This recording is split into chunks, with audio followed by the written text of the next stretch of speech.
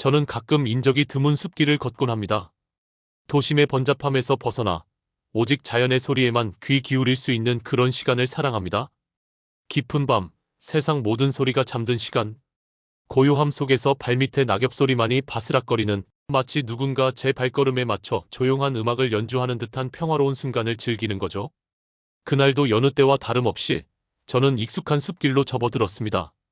해가 진 지는 한참 되었고 하늘에는 희미한 달빛조차 숲의 짙은 장막을 뚫지 못해 주위는 온통 검은색으로 물들어 있었습니다. 오직 제 손전등이 비추는 작은 원형 안에서만 세상이 존재했습니다. 그 불빛을 따라 한 발짝씩 내디딜 때마다 제 발걸음에 맞춰 풀벌레 소리도 숨을 죽이는 듯 했습니다. 숲 전체가 저의 존재를 인식하고 경청하는 듯한 착각에 빠질 만큼 깊은 정적이 저를 감쌌습니다.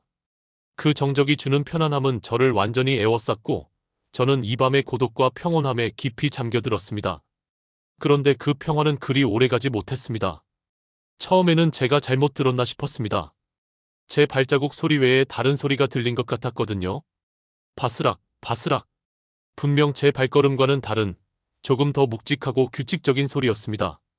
마치 누군가 저를 따라 조심스럽게 발을 내딛는 것 같은 착각을 불러일으켰죠.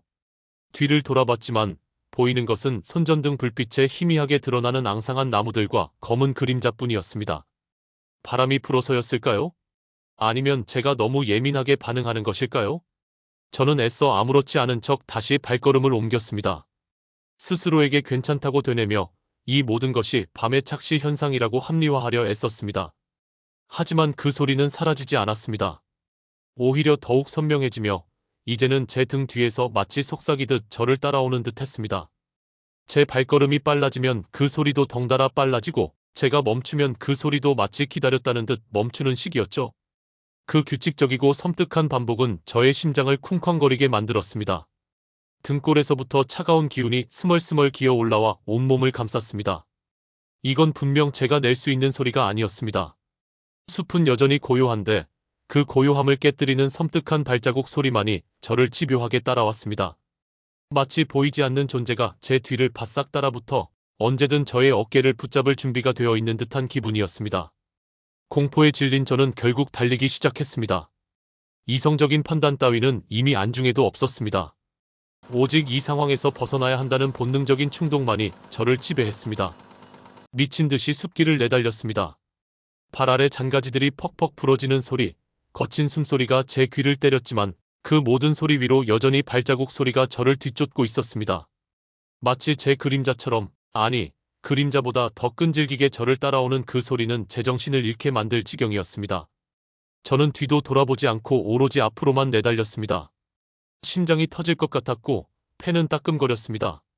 나뭇가지에 얼굴을 스치고 땅속에 뻗은 나무뿌리에 발이 걸려 수없이 넘어질 뻔하기도 했습니다. 하지만 멈출 수 없었습니다. 단 한순간이라도 멈추는 순간 그 무언가가 저를 붙잡을 것 같다는 섬뜩한 확신이 온몸을 지배했습니다. 그 미지의 존재가 제 어둠 속에서 저를 향해 손을 뻗어올 것만 같았습니다. 얼마나 달렸을까요? 시간의 개념마저 사라진 채 오직 공포와 도주의 본능만이 남아있을 무렵 마침내 숲길 끝에 희미한 오두막 불빛이 보였습니다. 살았다는 안도감과 동시에 다리에 힘이 풀려 그 자리에 주저앉을 뻔했습니다. 온몸의 근육은 비명을 질렀고 심장은 여전히 미친 듯이 날뛰고 있었습니다. 겨우 정신을 차리고 비틀거리는 다리로 오두막 문을 향해 걸어갔습니다. 거의 쓰러지다시피 문을 두드렸습니다. 다행히 안에서 인기척이 있었고 삐걱거리는 소리와 함께 문이 스르륵 열렸습니다.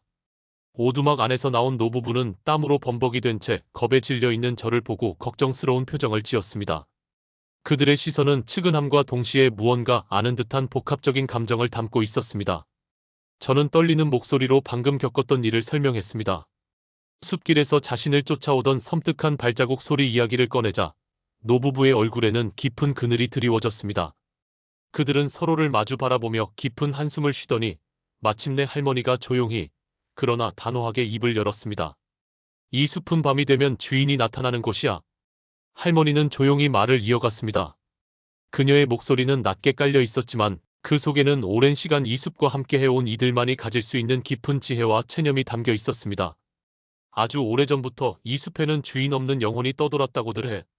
낮에는 잠들어 있지만 밤이 되면 자신의 영역을 지키기 위해 숲을 헤매고 다니는 거지. 그 영혼은 특히 외지인의 발걸음 소리에 민감해. 마치 자신의 평화를 방해하는 존재를 쫓아내려는 것처럼 때로는 경고의 메시지를 보내기도 하고 때로는 불청객을 자신의 영역 밖으로 밀어내기 위해 소름 끼치는 추격을 시작하기도 한단다. 저는 할머니의 말을 들으며 온몸에 소름이 돋았습니다. 제가 들었던 발자국 소리가 단순한 환청이 아니라 진짜 영혼의 소리였다니.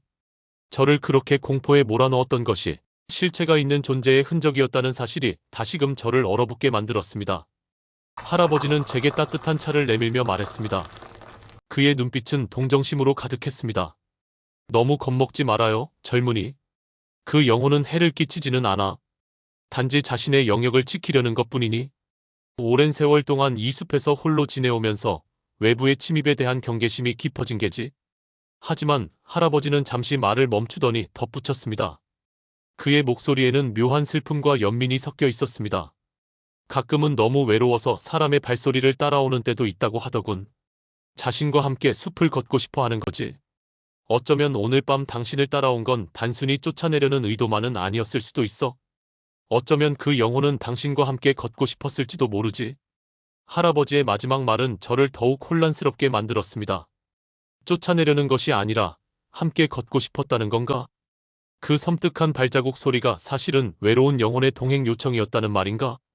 그 발소리 뒤에 숨겨진 또 다른 의미가 있었다는 사실에 저는 복잡한 감정에 휩싸였습니다. 공포와 함께 알 수 없는 연민이 마음속에 피어올랐습니다. 저는 오두막에서 밤을 보내고 다음 날 아침이 되어서야 숲을 벗어날 수 있었습니다. 하지만 그날 이후로 저는 더 이상 밤의 숲길을 걷지 않습니다. 아니, 걷지 못합니다. 아주 고요한 밤, 창밖에서 들려오는 희미한 바람 소리 속에서 저는 여전히 그 발자국 소리를 듣는 것 같은 착각에 빠지곤 합니다. 바스락, 바스락. 규칙적이고 묵직한, 그러나 어딘가 애처로운 발자국 소리가 제 귓가를 맴도는 것만 같습니다. 그 소리가 저를 쫓아오는 것인지 아니면 저에게 다가오고 싶어 하는 것인지 저는 아직도 알 수 없습니다. 다만 한 가지 확실한 것은 그 발자국 소리가 이제는 제 안에 깊이 각인되어 영원히 저를 따라다닐 것이라는 겁니다. 숲의 고요함 속에서 들려오던 그 기이한 발자국 소리는 이제 제 기억 속에서 끊임없이 울려 퍼지고 있습니다.